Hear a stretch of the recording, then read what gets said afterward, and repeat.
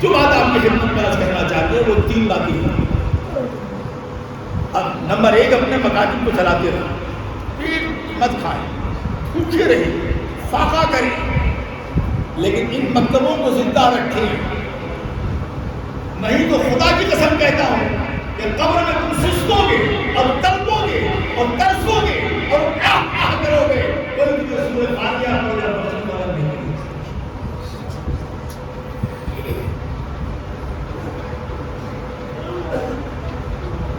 تمہاری اولاد اگر جاہل رہ جائے گی تو قل هو اللہ احد پڑھ کے بخشنے والا نہیں ملے گا.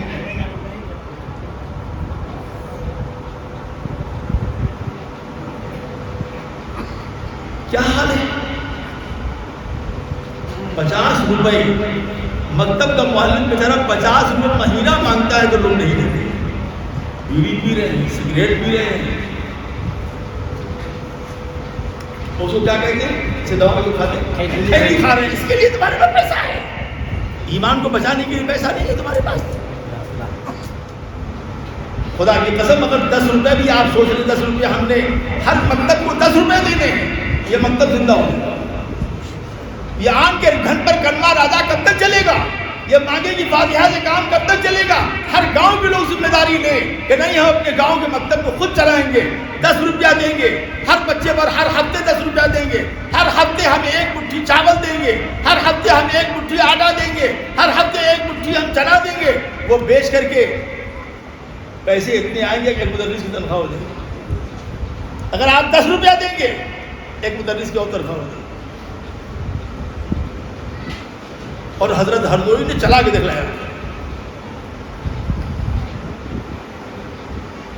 ان کا ایک ادارہ پورا مٹھی ہی پر چل رہا, مٹھی پر. دوستوں اور بزرگوں, اپنی اولاد کی ایمان کی تحفظ تمہاری پہلی ذمہ داری ہے. تمہارا کالل کل قیامت کے دن پکڑا جائے گا کہ تم مصلی پر امامت کر رہے تھے, مسجدوں میں اذان دے رہے تھے, اور تمہارے گھر میں بددینی کا یہ حال تھا کہ تمہاری لڑکیاں اور لڑکے فلم دیکھ رہے ہیں. یہ کرتے کیا ہیں, یہ کرتے کیا ہیں؟ یہ جوان لڑکیوں کو لڑکوں کو پھنساتے ہیں.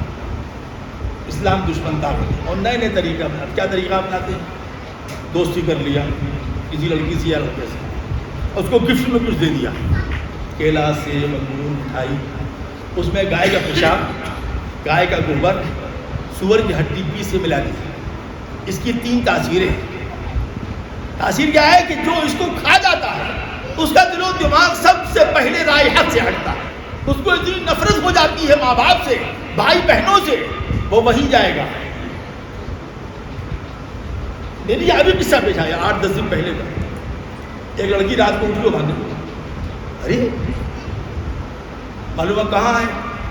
کہا وہ ایک شخص کے یہاں ہے جو گائے بھینس پالتا ہے. لوگ تلاش کرتے ہوئے گئے تو دیکھا کہ ادھر گوبر پڑا ہے, گائے کھڑی ہے, پیشاب ہے. وہ لڑکی وہاں بیٹھی ہو کر ہم نہیں جائیں گے, میرے تھوڑا عقل کے ناخن لیں اور ہوش سے رہیں. اپنے آنے والی نسلوں کے ایمان کو بچانے کے لیے خود آنکھ نہیں دل کی آنکھ کھول کر رکھیں. ان کو چلانے کے لیے ہر طاقت استعمال کریں. میرے گھر میں خیریت ہے تو سب جگہ خیریت ہے, یہ خواب و خیال ہے. خواب و خیال کی دنیا سے باہر آ جائیے. جناب رسول اللہ صلی اللہ علیہ وسلم نے فرمایا میری امت پر ایک ایسا وقت آئے گا کہ وہ برائی کو اچھائی سمجھ کر کرے گی اور نہیں چھوڑے گی.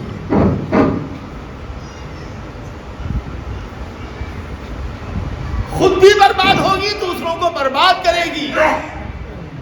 حضرت ام سلمہ رضی اللہ تعالیٰ عنہ جو جناب رسول اللہ صلی اللہ علیہ وسلم کی بیوی ہیں, کہتی ہیں انہلکو وفین الصالحون, انہلکو وفین الصالحون.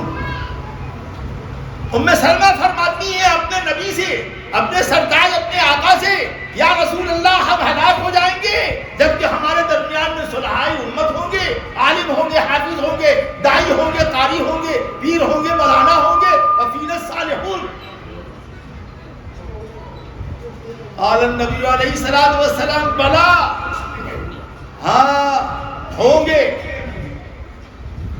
کیوں ہوں گے؟ اور سے سنو, کیوں ہوں گے کہ ان میں 3 گروہ ہو جائے گا. کتنے گروہ؟ 3. کتنے؟ 3۔ نمبر 1 وہ گروہ ہوگا جو سمجھوتا کر لے گا حالات سے، یار کون بولے پھڈے میں جان دے چھوڑو جانے دو جو ہو رہا ہے با مسلمان اللہ اللہ باب رحمان رحم، یہ ان کے ساتھ جہنم میں جائیں گے۔ اتنی بزدلی پیدا ہو جائے گی ایمان میں، اپنی آنکھ کے سامنے دیکھے گا بولے گا نہیں کون جائے، رشتہ داروں سے رشتہ داری خراب کر،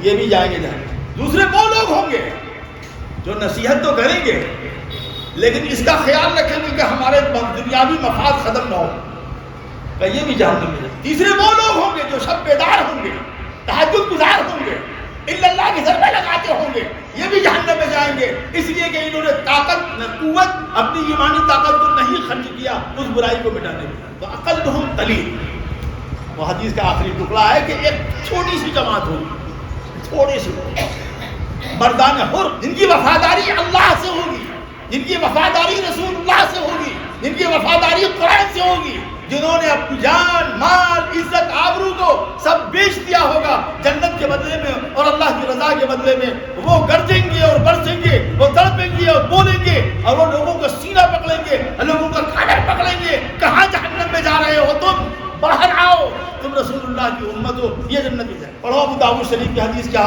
لکھا ہوا، رسول اللہ صلی اللہ علیہ وسلم کیا فرماتے ہیں، ارے تم کیسے تم لوگ ہو، ہم تم کو جہنم سے نکال لیں، تم پھر جہنم میں جا رہے ہو، ایمان کی قدر تمہارے اندر نہیں ہے، تو تم میں اور جانور میں کوئی فرق نہیں۔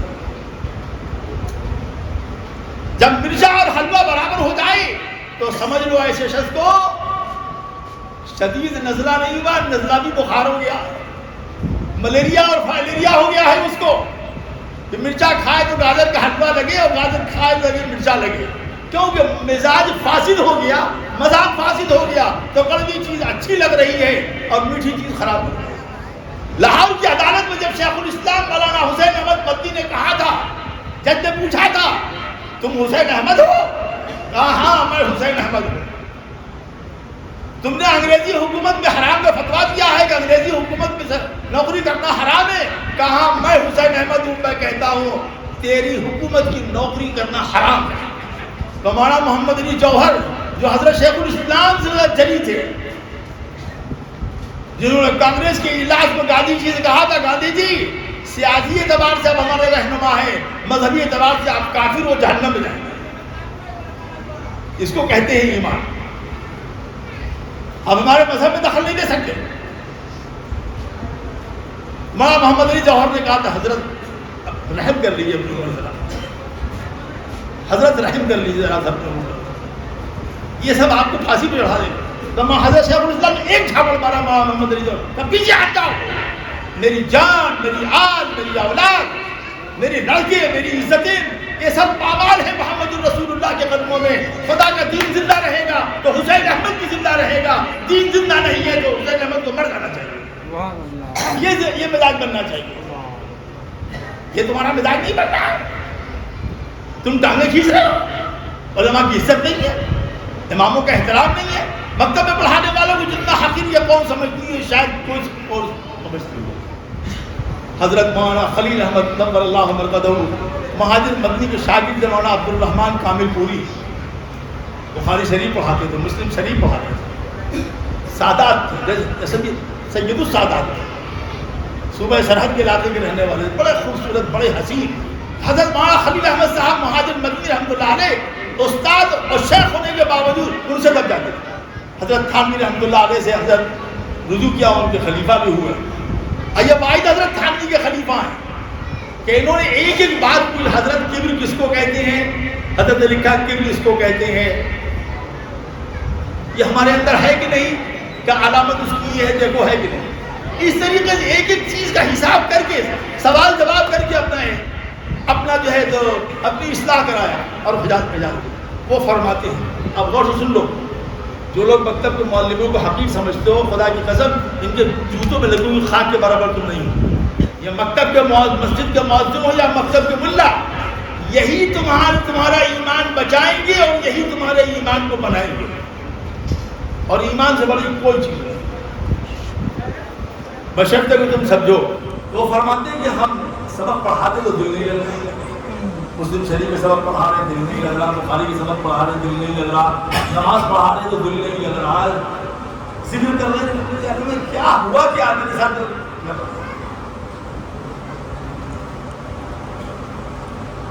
کبھی ہم نے ٹٹولنا شروع کیا، غلطی کہاں سے ہوئی؟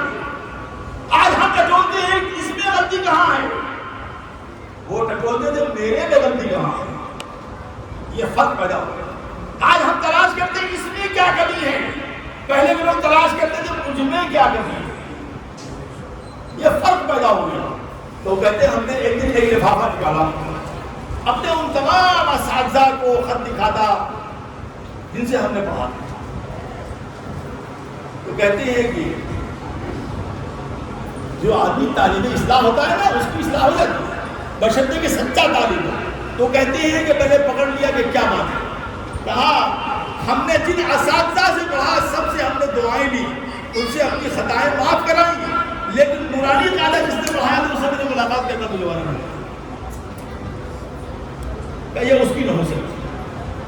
تو استاد کو پتہ لگا ہوگا کہ میرا یہ شاگرد قرآن پڑھانے والے سے معافی مانگ رہا ہے، اور اس کو نورانی قاعدہ احسن قرآن میں نے پڑھا ہے، تو یہاں سے ان کو خط لکھا کہ حضرت بہت بڑی غلطی ہو گئی، اس کو معاف کر دیجیے، میں چلتے وقت آپ سے معافی مانگ کر نہیں آیا، مجھے معاف کر۔ وہاں سے انہوں نے لکھا کہ ہاں اس کو خیال تھا کہ تم میرے اولین شاگرد ہو، تم نے مجھے نہیں پوچھا، جاؤ ہم نے تم کو معاف کر دیا، اللہ تم پر علم کے دروازے پوچھا تھا۔ فرماتے وہ خط پڑھتے ہی ایسے انشراح صدر ہوا کہ معلوم ہوتا تھا کہ بحر الروم وہیں، علم کے سمندر میں ہوں، کیا کہیں آپ سے، میں نام نہیں لوں گا، آپ سب جانتے ہیں میں پڑھنے گیا تھا، تو وہاں میں چلا گیا تھا، ایک بہت بڑی تنظیم وہاں چلا گیا، تھوڑی دیر کی ٹھہر رہا تھا، تو ایک بڑے عالم آئے جس سے ملنے، تو وہاں ایک اور عالم بیٹھے ہوئے تھے، تو ان بڑے عالم نے کہا ان سے نوجوان مفتی کے بعد یہ میرے شاگرد مجھ سے انہوں نے افتاء پڑھا، تو قبول کرنا چاہیے، ہاں میرے استاد ہے، بجائے اس کے قبول کرتے کہ میرے استاد استادی سے کہہ رہا ہے، حضرت کے بعد وقت نہیں ہے جلدی جانا ہے، ان کو جلدی فارغ کر دیجیے، یہ ہے شاگرد دارالفتہ میں بیٹھ کے افتاء دے رہا ہے، دوا دے رہا ہے، تو کیا ہوگا، استاد کی آہ لگی آج تک اولاد سے نہیں ہوگا۔ استاد ہی، اس کی عظمت کو تم کم نہیں کر سکتے، اس کی عظمت کو کم کرو گے تم خود ہی کم ہو جاؤ گے۔ ماں اور استاد کے درجے کو جو بلندی عطا کی گئی ہے باپ کے مقابلے میں، وہ اسی لیے کہ یہ دونوں وہ کام کرتے ہیں جو کوئی نہیں کرتا ہے، یہ وہ رخ بناتے ہیں جو کوئی نہیں بناتا، یہ وہ ذہن دیتے ہیں جو کوئی نہیں دیتا ہے۔ آپ نے ہم ہی سے سنا ہوگا